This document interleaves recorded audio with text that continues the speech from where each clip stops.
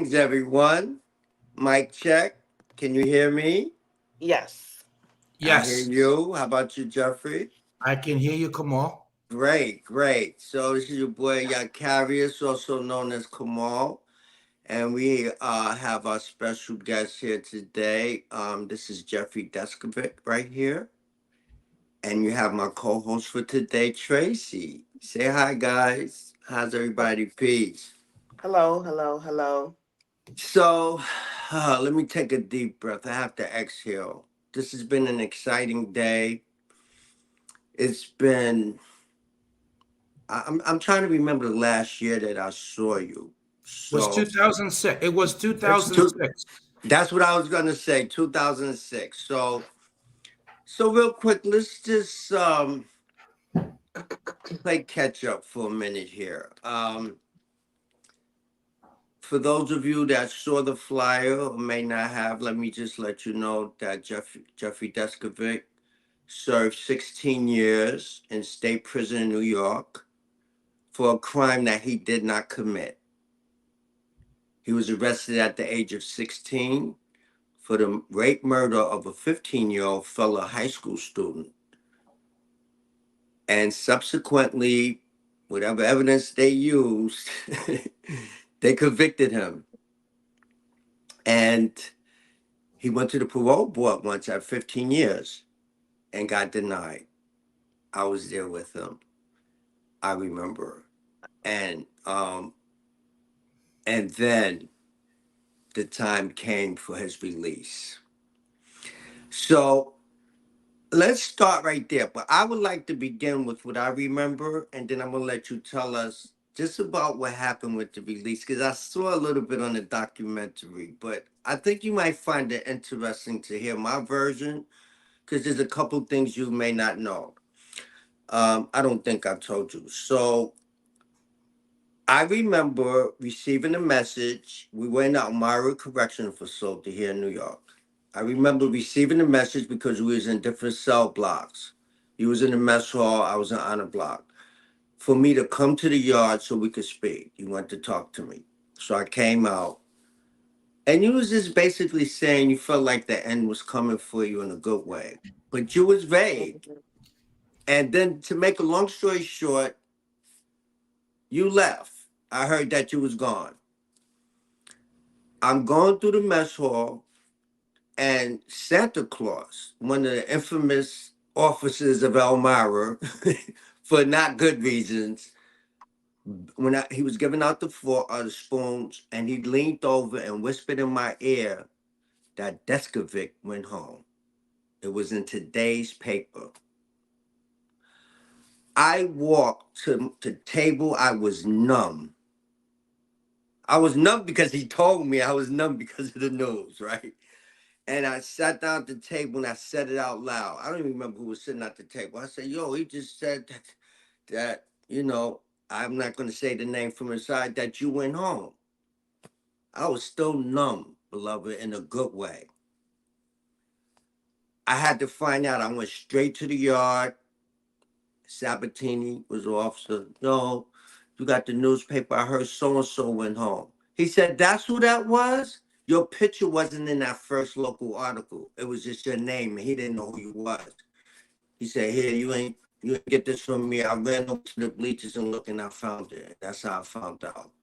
And then the next thing I remember was getting a letter from you when you was home, contacting me and telling me, and you stayed in contact a couple times, and that's what I remember. What about you? I know it had to be so much different for you. Yeah, I remember. So I got transferred from Elmira to Sing Sing. I had been trying to go closer to home just to make things easier for my mother to visit me because Elmira was like 4.5 hours away from Mhm. Peekskill. So I got transferred to Sing Sing, but I had been trying for like a decade to get transferred closer to home. So I thought that maybe the regular that was always denying me to get transferred, maybe, I knew that they were on maternity leave. So I thought, well, maybe somehow I slipped through the cracks that way. And finally someone did the right thing, the replacement, not realizing, the fix was in and, let me stay there.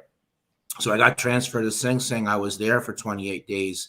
And then I went from there to court. But I've learned since that, there's another Westchester exoneree that said that they had gotten transferred to Sing Sing also, and then from Sing Sing to court. So, the officials talking amongst themselves. So I've come to believe that. So I remember, so I'll be quick, but I remember they cracked open my cell in Sing Sing. And in general, whenever the officers open your cell, you're supposed to go down and see what they want. So I stuck my head out the bars and they said, visit. And I said, well, can you double check that? Because I wasn't expecting a visit. And it's not unheard of that they would let the wrong prisoner out to go on a visit. So they called up, confirmed it. So then I ran to my cell. I put on my visiting room shirt because, we put shirts on. That's the closest we'll ever come to being in public. So as I put the shirt on and I'm running down there because I don't want to get caught in the count and I'm buttoning my buttons, I remember thinking to myself, well, who the heck came to see me? And I get to the visiting room and this lady is waving at me like this, and I wave back, but I'm thinking, well, I think I think that she thinks I'm somebody else, or maybe she recognizes me from the Elmira visiting room. So I just like kind of wave back. And then I asked the officer at the desk, I said, well, who's my visitor? And she pointed to the lady and then she said, well, don't you know who came to see you? So I wasn't going to risk the visit getting canceled by saying no. So I said yes. And I walked over there and she informed me that she was my lawyer, Nina Morrison. And then she said, well, the items have been tested. And I said, well, what do you mean they've been tested? They're not scheduled to be tested for another month. And she said, no, the DA pulled some strings. The items got tested. The results match the actual perpetrator. You're going home tomorrow. And I said, no, I'm not. And she said, yes, you are. And I said, no, I'm not. And she said, yes, you are. And I said, no, I'm not. That went 3 times. And we sat down and she like literally held my hand for the next 3.5 hours. I remember that my mind was spinning and one thought and another thought, and none of the thoughts had anything to do with the other. And none of them had anything at all to do with going home. And every now and then she would cut in and say, are you ready to talk about tomorrow? I'm like, no, look, just not talking about, I'm not going home.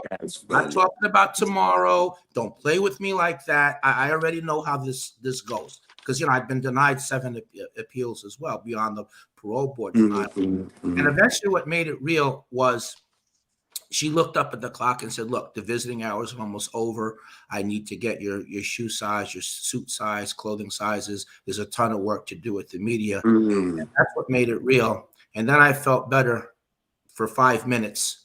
And then a different fear crossed my mind, which was I thought that something was going to happen between that day and the next. And the DA was going to change her mind and they were going to do what they always did, which was fight and win.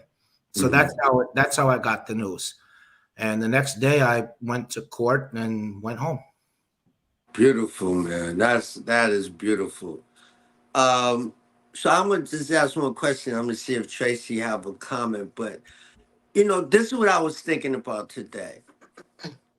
I don't remember you really, for lack of a better word, like whining or venting to me about your innocence, man.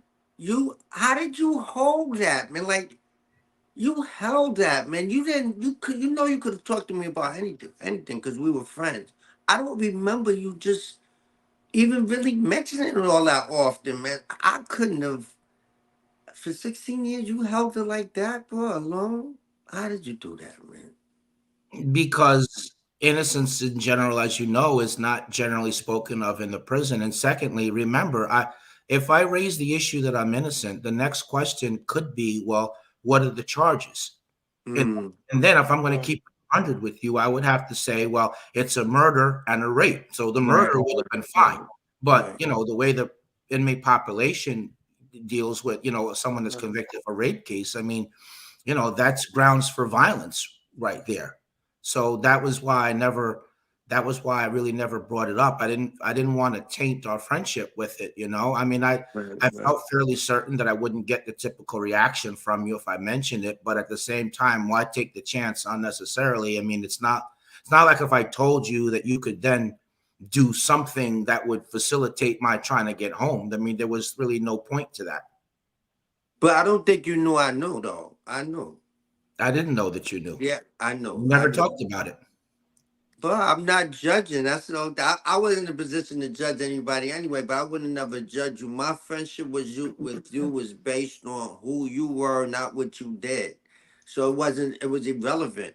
And I'm glad that I didn't judge you because you were innocent, man. So I could Right. have. I would have been dead wrong in my heart to do that. Tracy, did you want to jump in or just? I don't want to. Yes, at such a young age, how did you manage to, like, you at such a young age you were incarcerated at the age of 16 in a facility with grown men? How did you manage to keep yourself like sane for Sure. So those I out there was who may be listening? How did you manage to do that? Sure. So I was arrested at 16. You're correct. I just want to share with listeners, I did get bailed out and I turned 17 by the time the trial started, which, I lost. So I was in prison from age 17 to 32. In terms of how I got through it, definitely belief in God was a big thing. Secondly, in my mind, I wasn't really doing a 15 to life sentence. I felt like I just had to hold on for a year or two till the next appeal was decided, which I was sure I was going to win. I used to go to the law library to learn the law because I didn't trust lawyers to defend me anymore. And that gave a sense of comfort. I used to collect articles about other people who were exonerated and use that as motivation to continue. You develop a routine. Like on Sundays, I would watch a lot of football, watch certain TV programs in the cell. It was kind of like a delusion. It wasn't that I was watching television. It was like I was visiting friends, and I'm not going to my prison assignment in the morning or my prison assignment in the afternoon. I'm going to school. I'm going to work. So I would collect pictures of nature and hang it up on that part of the cell, Kamal, that was black in a box where you were allowed to hang things up, so I could look at that. And I played sports and I kind of engaged in a delusion again. When I would play basketball or ping pong or chess, I would pretend like I was a professional player, and so were the other people. But it wasn't like kids fooling around on a playground. It was my mind needed to leave the prison for a couple hours. And there was another person there that Kamal and I know, Frank Sterling, who also was innocent. And we used to get together once every 6 weeks, and we would half the conversation would be about trying to keep each other going morale wise. And the other half the conversation would be a brainstorm session on what the next move was. So, and just so everyone knows, I mean, Frank was exonerated through DNA testing a couple of years after me. So it wasn't that I was, just thinking because I was innocent, that meant that everyone else was. I mean, he actually was innocent. The last thing I'll say is, I mean, my last year of incarceration, I wound up with a pen pal who answered an ad in a paper I put. And I was this stranger that I didn't know from a can of paint. I was openly asking the stranger, look, do you think I should quit? Should I give up? Should I just commit suicide? I'm never going to get out of here. And so he played a big role in that. So all those things, I think, were factors in my surviving. Hmm. Wow. What about your family? Like, how did your mom take it? Your mom, how was it for her? You said she had to travel 4 hours away. And as a mom myself, I'm gonna travel as far as I gotta go for my son because our boys. So how did your mom take it, you being incarcerated at such a young age and things of that nature?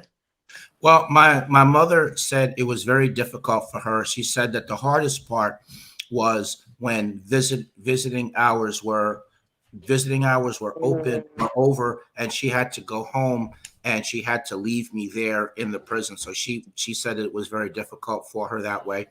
My Yes. mother was the only consistent visitor I had. My grandmother used to come with her, but then she used to pass. But she passed away after about approximately 6 years of wrongful imprisonment. I had several sets of aunts and uncles. They would come to see me, but then they'd come, disappear for 3 years, come, disappear. And that really was it. The last 6 years, my mother would come like once every 6 months. So for most intents and purposes, not for all, but most intents and purposes, I did the time essentially by myself. Wow. Wow. That can be extremely rough for someone, because as myself, I went to visit a friend who was he was in Sing Sing for a very long time at a young age, wonderful student. Thank God he's home after doing 20, 30 years in prison from the age of 16. Um, that was hard for me to leave and then not be able to bring him with me. And I really didn't visit him that often because I know how much it took a toll on me emotionally. I don't So I see just it. was like, yeah, that took a toll on me. So that was kind of hard. God bless your mom for trying to do that bit with you. That's amazing, and to hear your story is In a wonderful. minute. I It's just want to add wonderful. one other thing on the family angle to it. My wrongful imprisonment did impact my brother, who is 3.5 years younger than I am. He his story is that he turned to drugs and alcohol to deal with the pain of my not being there. He eventually cleaned himself up, thank God. But God. but the mannerisms that he acquired, the manner of dress and over the top language, and that still is with him to this day. And also as a byproduct of just the notoriety that I had, kids on the school bus telling him his brother was a rapist and saying other nasty things, Mm. hit Mhm. him and stabbed him with pencils. He eventually dropped out of school and he never went back. So he never got his GED, and he's conducts himself, like a street person who's, a minor criminal. So that is one of the lasting impacts of this. That's interesting because I've met your mother and your brother. They've come up to a couple festivals that I happen to be at. Um, so let me just out. There's like three people that we know that's worthy of mentioning. There's always people that you meet in prison that you look at them and say, "What are you doing in here?" Right? What did you do? Right. Right? Right. And so Xavier Moxley was one of them. You X. I know, remember him. I X. remember him very well. Yes. Yeah, so that's like my little. I was like my little brother out of Rochester. He died young in his 40s in prison. I don't even know why. I just got the Mm. news that he died young in his 40s. Then we got Khalil Bay. I think he was a little older than me. Hell of a artist. Oh my God, what talent, right, Jeff? His talent Yeah, off the chain, man. he very talented artist, and in fact, his art pieces would sell at different art gatherings Hmm. even while he was in prison. In fact, at Yeah. one point, he was pursuing like a litigation because somebody was somehow using his art and portraying it as theirs rather than his. So. Hmm. Hmm. So in other words, that his artwork was incredible, and he was always trying to steer the younger brothers. They would look up to him because he was an old timer and he was Hmm. tall and he had Right, wisdom, right, right, and he was right, always educating them. And look, you gotta outthink the other people in here. You gotta think the guards in here because you could be buried in here very easily if you right, don't. right. Yeah. And that one thing that he told me I would never forget, because we was working in a print shop together. He said that you shouldn't tell people not to give you anything. It might feel noble, like, if your family wants to send you a package, you should accept it because you're denying them their blessings, right? And I never forgot that from him. And also Rel Sandy Glover. Um, he's interesting, and he happened to be from Brooklyn like me, and he happened to get arrested in Utica like me, but he made it home and then passed within a couple years young. He couldn't have been more than in his 50s when that happened. Um, but I say that to say, in comparison to us, I feel blessed, man, right now. I feel blessed sitting here with you on this platform virtually, because if I didn't make it out Mm. of prison, if I would have got terminally ill throughout my 25-year incarceration, throughout that bit, which I've seen people do, and not make it home, I wouldn't have never touched a cell phone because I never touched one before I went, and there weren't any. And there's many of us like that was inside that never got to touch a cell phone, experience the internet, Wow. applications out, algorithms, none of that. Right? This is a blessing for me to be able to do this with you. So I just want to recognize that from being formerly incarcerated. That's like a thing beyond the bars. And on top of that, you came home. Now I have to mention this, man. You know, it ain't no secret. You probably got a little piece of money. Everybody gonna assume that, right? For whatever it is. Nobody needs to know how much. But one thing I respect about you, for someone that did 16 years, you didn't let your fantasies go wild. All right, you came home and invested a piece of that money in a project to help other people, man. And I want to recognize that on this recording, and I want to document it because that's a different perspective. You could have came home with buck wild, trying to play catch up with women, and before you know it, you would have blown it. But no, you were sensible enough to come home and be productive. And I just wanted to say that, man. And I feel good surviving. My struggle's a little different. But I feel like I'm still surviving. I'm off parole. I'm off lifetime parole. That's a big Yes. accomplishment Yes. because Yes. Albany has to vote for that. This ain't like I had a date to get off, like in 2025 you're off. No. My paperwork had to go to Albany. Three commissioners had to sit around and look at my stuff and say, keep them 3 more years. Make them come back in 3 more years, and we'll vote on it. No, they gave me a shot one time. And finally, before I open it up to you, did you read my book, Jeffrey? No, honestly speaking, I have not. I have not Okay. read your book. It slipped my mind. I know we did that show about it, but yeah, somehow it slipped off my radar. But it's a different schedule out here. But definitely, let send it to me. We'll make contact offline. I All definitely right. would love to read it. So super quickly, Yes. in terms of the people that you should mention, I mean, I want to point out to people that the brothers you mentioned that passed away. I mean, these in many ways were model prisoners. They did most of their time in honor block. They were always about positive things. You never heard of them getting in trouble. So, it's sad. It's sad to see that to hear about, their passing. The organization, Jeffrey Deskovic Foundation for Justice, I did use some of the money that I got in order to start the organization. And so far we've been able to get 14 people home. We've been able, since we opened our doors in 2011, been able to help pass 6 laws. And at some point, I know we'll do this in part two in more depth, but just quickly, because you mentioned it, at some point, I got tired of sitting in the front row of the court. I wanted to sit at the defense table. I wanted to represent some of the clients, make some of the arguments. So I went to law school and became a lawyer, and specifically for the purpose of freeing people in the same position that I was in. See, that's another can of worms that I was going to touch down the road. But let me just ask you this question. I tried to get a couple numbers today. What does the numbers look like for people that's actually innocent in New York State prisons? Just a rough idea. Yeah, so you can only count the people that are exonerated. You can't count Mhm. the people wrongfully convicted. So look, given that like 17 people that I did time with were exonerated either before me or after me, given that there's a Wayne State University study that estimates 10,000 people are wrongfully convicted each year.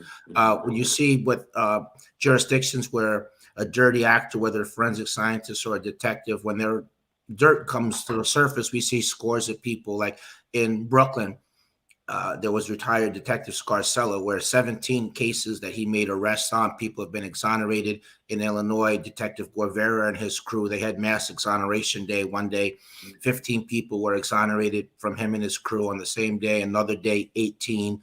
And forensic scientists, thousands of people exonerated. The dirty cop cases where a lot of the officers who were given false testimony and planting evidence, none of their cases could be considered to be reliable. So hundreds of people in each borough of the city, and then there was a lot of them in Westchester. So my point in giving all of that anecdotally, I think the percentage of wrongfully convicted people is 15 to 20%. Now, listen, I'm on an island on that. Okay, the other experts are saying things, well, 5%, 2.5%, one, maybe 0.5%. I think that's low. But even if you were to apply the 0.5% to the 2.3 million people enmeshed in the justice system, that's still a staggering number of people. Yeah. That was with three guys that got exonerated because of the same detective out of Brooklyn that you're talking about. I think this black DA came in and opened up this Penn Thompson, yeah, unit to do. But we yeah. have a couple comments. Let me just read this real quick. My heart on this, it says Facebook user. It says, "My heart so warmed up listening to the same story one more time. I'm smiling ear to ear." And then it's hey, and they asked 10,000 where nationwide, but I think you did answer that. That is nationwide, the 10,000, right? Yeah, That you that incarcerated. estimation. Yeah, and again, that's an estimation of how many people are wrongfully convicted each year. Mm, That's not the exoneration level. I mean, per the National Register of Exoneration, more than 3,300 people exonerated from 1989 forward. New York State, we're within the top five in terms of the frequency Oh wow. of people exonerated, which is another way mhm. of saying people who have been wrongfully convicted. Okay, so let's when you was corresponding with me after you got out, you was going to Mercy College, I believe it That's right. was. Yes, Right, Mercy College gave me a scholarship to finish the bachelor's because they had, Governor Pataki had cut the funding of college education for right. prisoners back in '95. So I had gotten the associates in a year towards the bachelor's, and then funding was cut, and I couldn't pursue until I got released. But please continue. But no, so I'm going. So you was at Mercy, but that wasn't where you decided to study law at, right? You was just going to complete your bachelor's.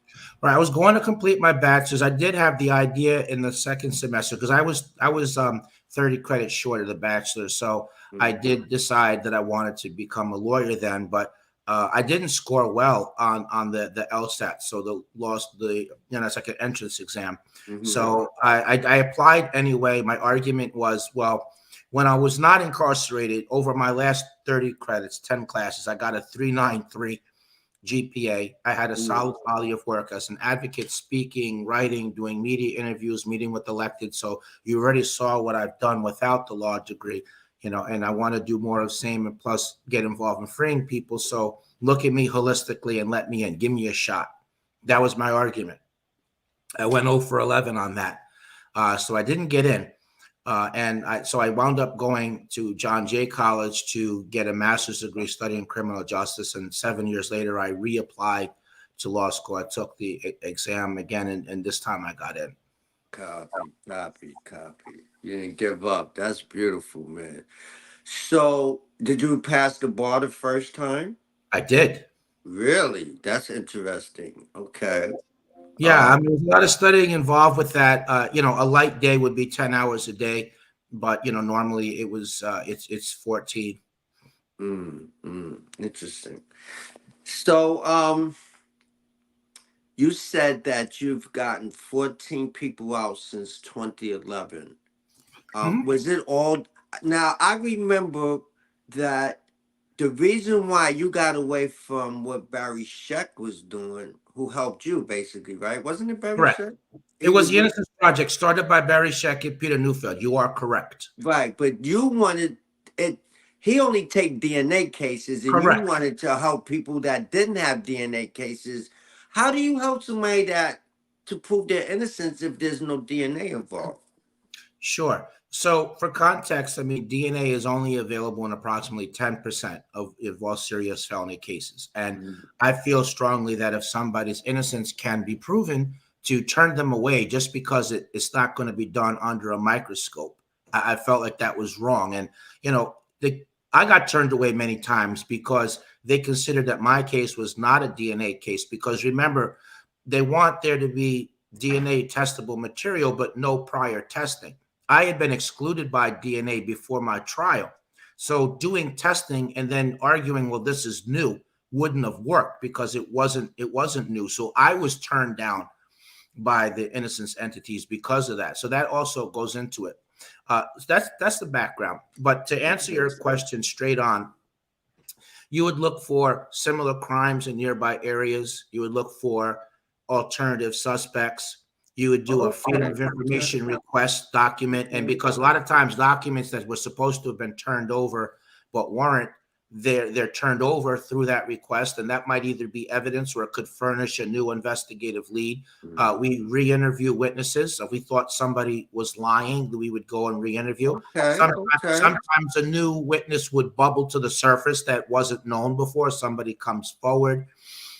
We would look at also like if any any junk science was used. So many things that sounded scientific and passed for evidence for decades, but actually are not because there's no scientific underpinning. So things like, bite marks, tire tracks, footprints, blood type testing, which is not a discriminating enough test. It can just group you into a category. Those are my favorite dog scent testimony, where we're going to give the dog an item from a crime scene and an item from a suspect.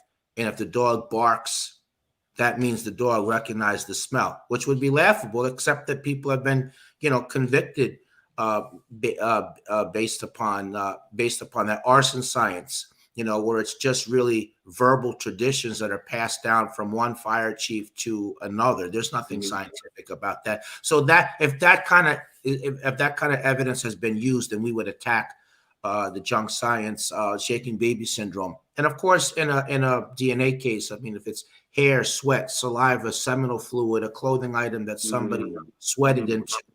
Because we ask ourselves two questions, right? Do we believe the innocence claim, right? And that's the standard we use is, is it at least possible what they're saying? Is it plausible? Is it colorable? Mhm. And Mhm. question two, do we see a potential route to victory? So you might be convinced based on the record that someone's innocent. That's why you take the case. But Copy. you're not, you don't win based on that. The courts are not going to let you relitigate that. You Mhm. have to look for some new angle. So we keep in mind the legal standard. So to win on a newly discovered evidence claim, the legal standard is, is it, if this new evidence was in front of the jury, would it probably have led to a different outcome? Mhm. So we Mhm. keep that in our mind. And, on an actual innocence claim, the standard is clear and convincing evidence. So we keep that in our mind. And then we also ask ourselves, well, in keeping that in mind, we ask, well, if all this broke right, would that meet either one of the legal standards? What's the likelihood that it's going to break right? How much time and money would it take to actually run all these leads down in the field? So all of that's our calculus in determining what cases we take and what we don't. I was going to say one more thing. I'm gonna let you jump in, Tracy, while you on this thread about the. So with Barry Sheck, his approach was DNA. If your DNA didn't match, he was going to take the case because he knew he was going to get paid on the end, right? He knew he was going to Right. get, and that covered the expenses and stuff. But in your case, you're taking the chance, and you could be putting out a lot of expenses because you're talking about a lot of manpower for what you're trying to do. And how do you manage that? Do you lose money? I mean, because it's not about you have a nonprofit or you're not trying to make money. How is this working for you? All right, so a couple of things. So I have a nonprofit organization, and so we don't charge people. The theory of a nonprofit is we're gonna raise money from third parties, whether it's government or private donors, in Mm-hmm. order to provide a service for a population that can't afford to pay for it. So in Copy. our cases, we're doing innocence work. We're not charging anybody. So I work like 50, 60 hours a week pro bono at my organization. But I would get paid if we exonerate somebody. I have a law firm separate from the nonprofit. So I would take the person's case and then help them get compensated. And in the course of doing that, and I would partner with another lawyer. So when lawyers take lawsuits, it's called on contingency. So Mm-hmm. no, the lawyers only get paid if the client wins. But in Right, exchange right. for taking that risk, the lawyers get a third of that. So when you exonerate somebody, there is a nice payout at the back end, of course. But look, that's only if you exonerate and if you're successful in getting people compensation. I mean, that's not a straightforward process. All right. Okay. Thank you. All right, Tracy. I'm sure you got one or two things. I'm sorry, but I was No, it's rolling. fine. It's Yeah. very interesting to hear the story because I work at a facility with incarcerated men that were incarcerated for the most heinous sex crimes in New York State. So I'm just listening to his story and just hear what he's saying and just taking it all in, you know. A lot of times, a lot of people come out of prison and they don't have the services that they need. Innocent, not innocent, because it's not set up sometimes for them to come out and be on their 2 feet and stand up. What would you say to people who have been arrested since they were young, to help them with being having that arrested development state of mind?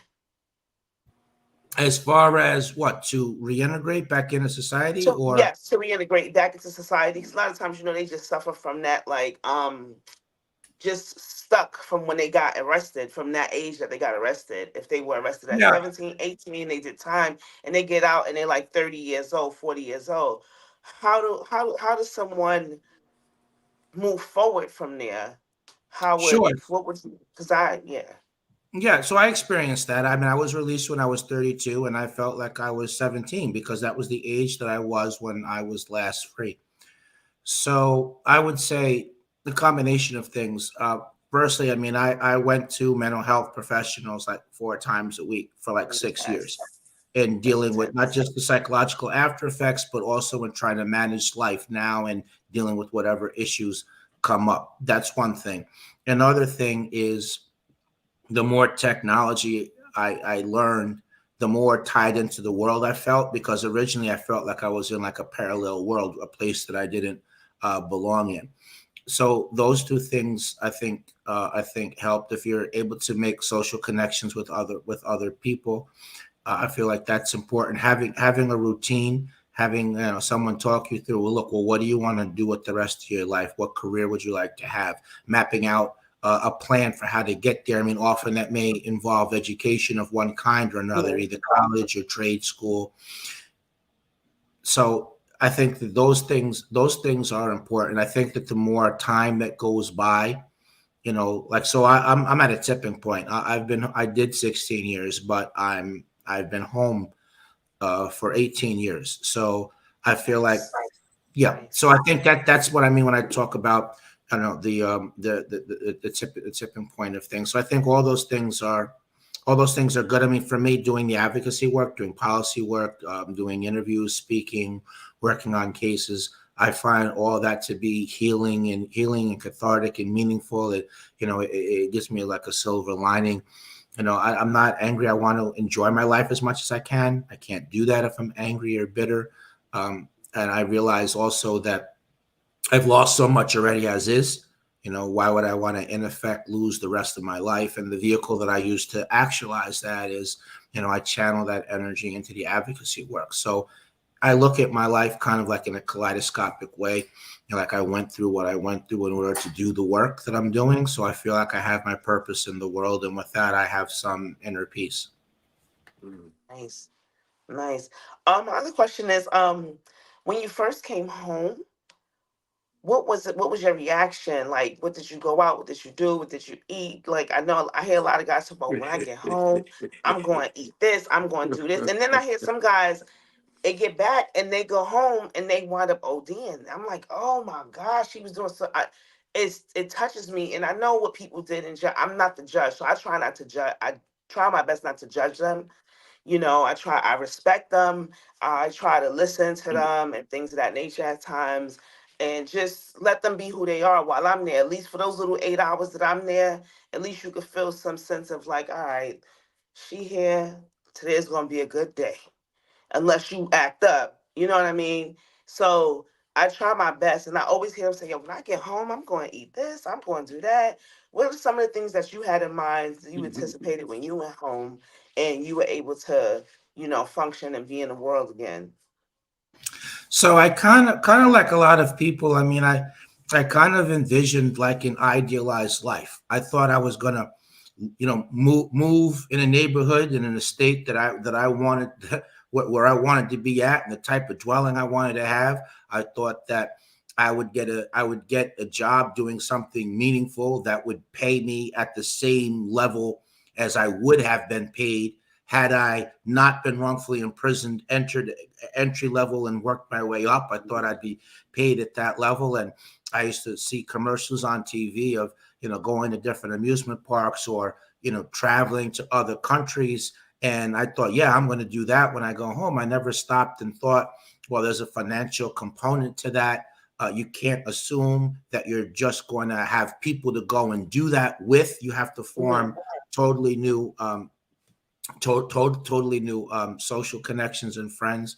I certainly could not have anticipated, what I actually found. I mean, the reality was I was making money doing some speaking engagements and as a weekly columnist for a paper. But I was making $250 a week that I could count on. So I lacked, I didn't have very much money. Someone donated a car to me. It mostly stayed parked because I didn't have money to keep throwing gas in. No, I lacked stability of housing. I bounced from place to place. I mean, at one point, I was a couple of weeks away from a homeless shelter. It never dawned on me that I would have the psychological issues that, in order to confront and deal with. I never thought about the social stigma. You were in prison wrongfully, sure, but you were there for 16 years. So how much of that rubbed off on you? Is it safe to be Mhm. alone someplace with you? I never anticipated that it would be a challenge to rebuild relations with my immediate and extended family, that there was some issues there to work through. I was always passed over for gainful employment. I could never have, anticipated that. So, and just lastly, I mean, it was just straight out lonely. No, I still felt 17. I still wanted to throw a ball around. I still, wanted to go to amusement park and, what is nightlife and going to parties. And I still wanted to do things that were kind of like a younger man's game, so to speak. But where are my peers to do that? The people that are in that mode, that stage of life, they're in their young 20s, but I'm 32. I feel like I'm in my 20s, but they're not really my peers because they're not mature. I know that all it takes is one minor thing to happen. It could snowball, and now we're all in trouble. But they're not Mhm. thinking like that. But I am. So that's not really a match. But then people my own age are done with that phase of their life. They probably, many people I encountered along the way already had their primary and secondary relationships already put together. So it really wasn't much space for me to be anything other than somebody that, maybe once every couple of months we get together, and even having things in common to do was different. So all those things made it to be a very, very difficult. It was 5 really, really hard and difficult first 5 years of freedom because of all those factors. And yet at the same time, becoming an advocate and, getting the bachelor's, getting the master's, and, fighting for justice reform. And last point I'll make is that was right around the same time I was exonerated and going through that difficulty, but also working as an advocate simultaneously. I mean, that was when there was the big push to reinstate capital punishment in light of the three different state troopers were killed in different incidents. And, the pro death penalty crowd was using that as a reason for this is why we need to bring back capital punishment. But I was like the moral counterweight. I was like the innocence argument and the risk of executing somebody who didn't commit the crime. Mm. Uh, I just want to say thank you for sharing because when you stated that you put your pictures on your wall and there's only like a little square space for you Yes. to do that and your reasoning behind it, it just opened up my eyes and taught me something too. Like it's okay for people to just, leave their papers up there. And if it goes outside the box a little bit, let it go outside the box because when it's Mm. their time to go home, it gives them that picture. That's what gives them hope at the same time. So, and thank you just for sharing your story. Is I'm really great and humbled to be in the presence of you on this platform right here because this is to hear this is like this, and for other people to hear it too as well. There is hope. There's hope. If you're innocent, there's hope out there. Thank you so much for when Brother Kamal was sharing your story. I just was so attentive and listening, and I'm like, oh yes, I'm gonna definitely. I would love to be there to hear it and listen. So thank you for sharing that and many other things that you shared that I just took in and just here just low key just writing a few notes and things like that. Well, Thank we're you. not done. We got another part two is next Tuesday. Thank you for saying that. Let me remind the viewers, anybody listening that's gonna watch afterwards, next Tuesday. What's that? The 27th, right? Um, at 7 p.m. We're gonna do part two. So there's a lot more to come. Let me just thank Sparkle. She's in the background. You see all the banners and the names on her. She's responsible. She's working her fingers off. We appreciate you. Thank you. Um, but let me come back to the mental health. So I'm gonna start out by just saying, I realized that when I came home, after I came home, that I'd never seen anyone in mental health. Wow. So wait a minute. I was in your care, custody, and control for 25 years for a murder conviction, and not once did you sit down and talk to me. Now, since I've been home, I've gone to see therapists. I'm looking for a new one now, right? But I've seen two or three over the course, and the last person I was seeing became a supervisor, and she couldn't see nobody anymore. So I'm looking for someone, but it's kind of hard for me to find someone that I feel that's genuine. But I mentioned that to ask you, if you don't mind sharing, if we ain't violating no HIPAA laws. No, we're good. Did you get to see anybody for mental health while you were inside? So I did a couple times, but Mhm. you know, so I mean, obviously, there's when you first go into reception, they do the mental health Right, assessment, right, but right, right. that's not to treat you. That's just to determine, Mhm. where you would be best to start off at. Mhm. I did put so my the last part of my appeals were over after 11 years, and so during the 4 years after that, between that and my first parole board appearance, that was really my most difficult part of my most difficult time period. And certainly after I got turned down for parole, where there I thought I was going to die in prison, that last year was the most difficult time. But I said that to say that in those difficult time periods, I did go to see mental health counselors. But Okay. what they said to me though was, so first of all, I didn't feel they were genuine. That's number one. Number two, I definitely felt like I was just a number. Mhm. Number three, they just kind of wanted to get me in and get me out. And they said, listen, this was kind of unusual. They said, look, I actually like you. I would like to just sit down and chit chat with you. I'm sure I would enjoy it. But the reality is, I have way too many cases on my caseload, me and my colleagues, and we have to triage. So we really have to limit our services to people that are psychotic or delusional or have hallucinations. I really can't see you. So after that happened like twice, I just stopped going. Mm. And we know they want, what they want to give you them liquid handcuffs so they don't have to worry about you. So you sleep and smoke cigarettes all day. Basically, that's their idea of treatment. Well, Uh, right. A lot of people, mhm, just to quickly comment on that, I mean, mhm, there were a lot of people that were on psychotropic medication. And once they got on it, I mean, they were much more tranquil, but you could tell they weren't fully there. And some people stopped taking the meds, they kind of came back to life again. But I feel like the orientation was just to make the prison more manageable, more so than actually trying to genuinely, treat people. mhm. So I want to mention something about I seen this in a documentary, guys, too. Amazon Prime, Conviction, 22 minutes documentary by Jeffrey Deskovic. Um, I didn't know. You sent it to me. We watched it the other night. I learned a few things that I didn't know in the documentary. I'm not going to tell you guys. You got to go watch it. I'm going to keep some mystery for yourself. It's not long, 22 minutes. I did have to rent it, though. $2. I've thrown that away a few times, so it was definitely worth it. But you caught my attention in the documentary, and now you're saying it again about emotionally you were 17 when you came home, right? Even though you was 32.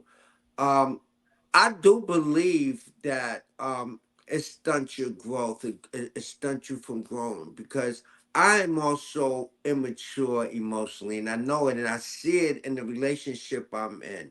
But I recognize it, and I'm trying to grow um, emotionally. Um, and I don't know if it's just limited to just being in prison either. You know, I think it depends on the nurturing and stuff, and your upbringing. I think some people's growth is stunted at home, or at school or whatever. That's just another subject. But I just thought that that was interesting, and I also thought it was interesting that you think that you're having a hard time because now this is interesting. Now I'm guilty and you're not, and we're still stuck both suffering, from other people. Like I've had a job, a company fire me because of my background. I don't even have a background check. Wow. You don't even have a background check, right? But you fired me because of my background, and right now I think I'm going pro se because I've been in the court. I've been to the court before with a little help, but I think I have an Article 23A violation right now. Um, I was offered a job, interview, offered the job, signed the paperwork. 3 months ago, I haven't heard nothing. I wrote the person, wrote them, sent them an email, said, "Well, let me know something." And I have the right to know, not even why you're not continuing, but whether you continue or not. They won't even tell me if the job is still open or not. So I think that's what Article 23. And I didn't really care for myself. It's just like, what do people do when you come home, man? Like, no one is beating the drum out here. Like the media, everybody that's formerly incarcerated is a parole violator. They never put a human interest story on television unless the person was exonerated. Everybody else is coming home committing parole violation. None of us is coming and paying taxes, renting apartments, buying homes. None of us is doing that was ever formerly incarcerated. And I would like to change that image so maybe that we can remove some of the fear from the employers and the community. I think that's a great point. I mean, I know a lot of formerly incarcerated people, not exonerated because, they did the crime, but, they did their time. They came home and, they're committed to and living a crime-free life. I know many people that, are working with homeless population. Some are teachers. Some are working in nonprofit organizations. Some are interested and in working, diverting at-risk youth. Some people are working at is substance abuse training where using drugs played a factor in them coming to prison. So there's many great examples of people who are formerly incarcerated that are coming home that are being productive members of society, and rather than being a tax burden paying to incarcerate them, they're actually paying into the tax base as tax paying citizens, which is why I'm going to sneak a quick plug in at this point, just for a couple of bills that are pending in the New York State legislature that have been bandying around for a number of years with myself and other organizations like RAP, Release Aging People in Prison, Vocal New York. So fair and timely parole, which is a bill which would mandate that parole commissioners, if they're going to deny parole, they have to cite at least one other factor beyond just nature of the crime in order Right. to decide why they're denying parole. Because look, the judge already took that into consideration when fixing the sentence. That was known before the first day in prison was ever served. There's nothing anyone could ever do about what the charge is, but you can just work on today and tomorrow. And if we're judging rehabilitation, and the standard the parole board is supposed to apply is whether if somebody, if released, would live and remain at liberty without breaking the law. So we need them to actually decide based on that rather than nature of the crime. So fair and timely parole, one of the bills, and the companion bill to that, elder parole, Mm-hmm. which is a proposition that anybody who's 55, who's incarcerated, who's also served a minimum of 15 years, would be guaranteed a parole board appearance to be considered. Not guaranteed release. All you fear mongers out there, not a guaranteed release. Right. Okay, just a parole board appearance. And by the way, the number 55, that's not an arbitrary number that just pulled out of the air. Okay, if you're 55 and in prison per the Department of Corrections standard, given the impact that being incarceration had, you're elderly. So Mm-hmm. that's what the idea is, and that really breathes life into the idea of both those bills, into the idea of a rehabilitation, of redemption. You motivate people, and then also such thing as people aging out of crime and maturing, and when you're young, more susceptible to peer pressure and spontaneity, not thinking about the long-term consequences. I mean, we mentioned X, Xavier Moxley. I mean, he was somebody that, to me, if he was released, I think there's little to no chance he'd be arrested. There were many people that I encountered along my path in prison. Yes, they had committed serious crimes, but that was like 10, 15, 20, 25 years ago. I perceived that they were a different person and that if they were released, they wouldn't pose any threat. And yet they had another 5 or 10 years left to go.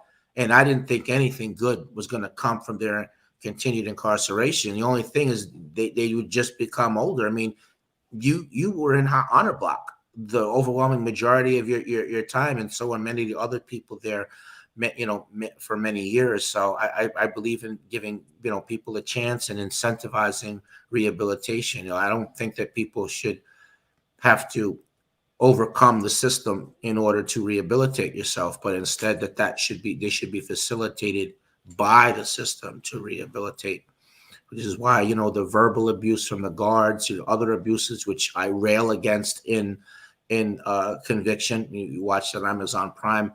All that stuff is backwards. I mean, even just removing college education from prison, from That's prison, the nice. recidivism rate is extremely low for college educated prisoners. Which to Mm-hmm. me is because you're helping people to expand their horizons, and also you're equipping for gainful employment. So to me, that really should be looked at as a very serious crime fighting tool. And so to remove that is an opposite direction towards rehabilitation, just like we really need to have updated and current curriculum in the vocational shops. Hmm. I completed the plumbing program. I did 6 certificates. Nearly all my training was in cast iron and metal pipe.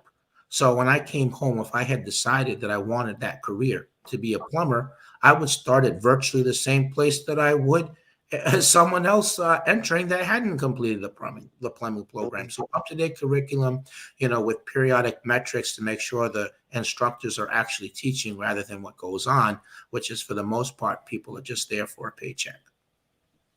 I want to ask you a legal question, being that you're Esquire, Jeffrey Deskovic Esquire. I had to let that roll off my tongue, right? Not 91B or 90B or whatever, My right? number was 91A0763. Yeah, What still was it? remember What it. was it? It was 91A0763. That's his number. Mine was 91B0786. I can never forget it. But anyway, said it for 25 years. This is the question. I knew about that. I heard about the elder bill before I came home. That's how long that's been lingering around. Might take 10 years, 12 years at the minimum, if before it even gets to the committee and come back or whatever. But what do you think about this Clean Slate Act? Because I think it's garbage, man.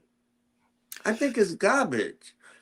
You want Elaborate to some. tell what it is with Well, this well, Clean Slate elaborate Act? elaborate some, and I'll give you my opinion. Go ahead. Okay, so what I understand the Clean Slate Act is they just passed a bill, right? That after 7 years after being released, you can get a clean slate for whatever that means. I don't know what the particulars are. It's got to be more than a certificate of conduct, which I have, or a certificate of relief. They talking about clean slate, like you can even get a gun. Is that a part of it? That's question number one. But my concern is, do you know how much can happen in 7 years? We need something that's going to give people relief within a year, 6 months. I mean, we come on, if a person can't work, how is he going to eat and pay his bills? What are we going to do? Formerly incarcerated, we're going to do what we do best, right? If we have to eat, and especially in this economy today, it's getting crazy out here. Everything is so expensive. You got guys coming home trying to start from scratch, being denied employment, and may not have family support, or may have family support, but the family can't even take care of themselves. How they gonna support you? So 7 years is too long to me. I don't know. Yeah, I think that that's too long, as well. A lot of people are, you know, they're discriminated against, in terms of trying to, get employment. And if everybody keeps slamming the door, at some point, the Mhm. temptation to return back to crime, return back to the same, neighborhood, same people, same illegal ways of, the temptation is greater. So yeah, I do think it definitely needs to be to be strengthened. Ban the box. I want to mention that really quickly as we come up close to which pertains to removing that box. I mean, even some educational institutions want you to check a box to indicate whether or not you've been incarcerated just when you're applying into college. I mean, what's that all about? So if somebody has a criminal background and they want to go to college, they're going to be denied based on that. I mean, obviously, they must be planning for a crime-free life, or why would they even be, interested in applying to college? But making employers decide, if you're going to extend a job offer or not prior to, a record being disclosed. And then the theory is that, well, afterwards, if you pull the offer, then you have to justify it more. I mean, it's not a fail safe thing, but it's better than having, no protection at all.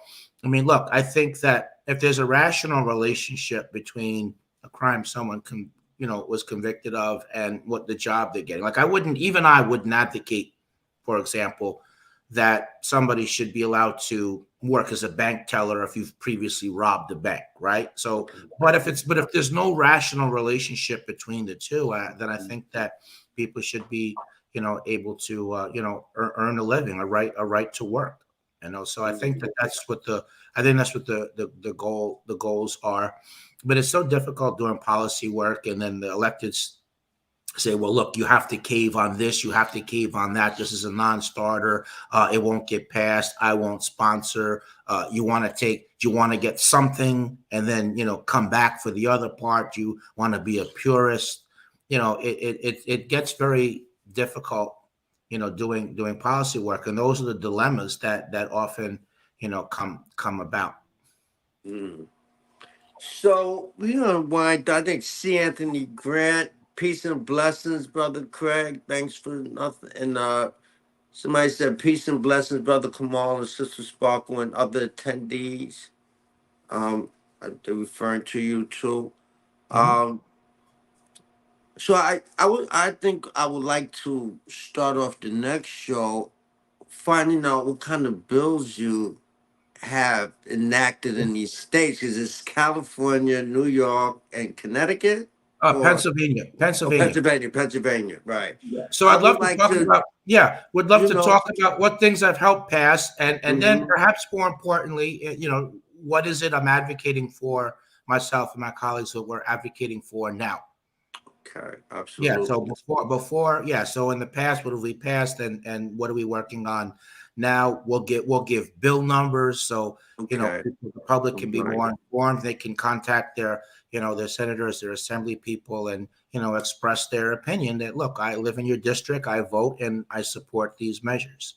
This sounds like citizen action. That's what they kind of doing too. They're like instrumental in trying to get certain bills passed for people that's incarcerated as well. So, but did you have before we kind of close out, Tracy? Go ahead. You have No, something thank words you. for today?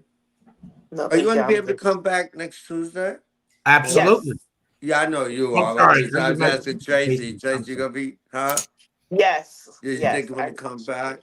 Yes. All right. Yes. So, oh man, Jeffrey, I really appreciate your time, man. You know what I'm saying? I know you're a busy person. You're not even gonna be in New York. That's why you have to switch it. I just leave it like that. That's why we're not doing Wednesday, because you're gonna be somewhere in another state next Wednesday. So we're doing it for Tuesday. That's the reason for that, man. I am so grateful. You had me reminiscing today. You had me just thinking, and I knew this was gonna feel surreal. I have a good 5 year. I'm still amazed that this video chatting, what we call FaceTime, and this is just streaming on this platform where we streaming like a Zoom, like an extension of Zoom where we could private chat and send messages. I'm still amazed, man, for a few reasons. But I only have like 5 years with this in my hand, and but I'm not afraid of it. Fear is the worst thing.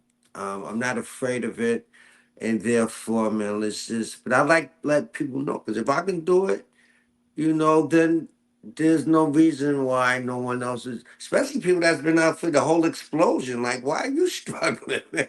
Right, Why are right. you struggling? We You have was there our from the reason. We were beginning to inside. now. We were away, but you've been out here your whole life. So, what's your reason? Yeah, it's interesting, and it's probably comprehension as well. But I just love this technology. It's just such a pleasure. I had to mention that if it encourages anybody, if you're struggling, if I can do it, you can do it. Trust me. Um, but yo, it's just so. I don't want to end, but we have to. We're gonna keep it at an hour. Maybe we'll go a little longer for the last one, depending. Maybe another 15, 20. Depends on your schedule too, and Tracy's and Sparkles. But I think that's all the comments. Very nice. Someone said. Other than that, and at harm. I don't know what that means. But if you have anything to end, if you don't have anything to end with, Jeffrey will be in touch Well, next so all Tuesday. right, so I'll add a quick formula, and then we'll Sure. end on that. So, reflecting back on my life journey and struggles in prison, and even the difficult 18 years it's been on the outside. I've come up with a kind of a generic formula that I feel like people can apply. It goes well beyond wrongful imprisonment. So, uh, have a goal, right? Have a realistic plan. You should be able to look at it three or four different ways and say to yourself, well, yeah, I could see how this might work. Because who wants to actually carry out a plan that you don't think is realistic or doesn't have a chance to win? Be flexible. Remember that the plan is the plan, it's not the goal. Okay. The next thing is, don't be afraid of hard work. I don't believe that everything is going to be okay just because or some pie in the sky. I think you have to work really, really hard, put yourself in a position for a miracle to then happen or for a door to open up. No excuses. Okay. There might be a reason why something is harder for you to do. No reason why you can't actually accomplish it. You just have to want it enough. You just have to work real hard and never ever give up. And when you reach the point that you can't continue anymore, and I've reached that point a few times, keep going anyway, just to Mm, see what happens on the other side, because that might have been that key moment where you were on the verge of a breakthrough. mm, Once you break through, reach back and help somebody that's in the same position you were. That could be someone that's faced racism, discrimination, someone that's been sexually trafficked, abused, wrongful conviction. You want to name it, it can apply to all those things. And if you can do that, then it'll make your suffering count for something. You'll have your silver lining. You make the world a little bit better, and you can get to a place of having some inner peace. So I'd like to leave everybody with that. thank you, man. That was good. I'm gonna have to Yes. rewatch this so I can make sure that I detail and remember it, because I like what I heard. All right, guys, man. Wow, I look forward to next Tuesday, man. You have a lot of information. You're doing some good work, and it's linking up with what I'm trying to do too. Just little drops in the bucket. Yours is a little more major. So until next Tuesday, guys, this is Reality Speaks. Yes.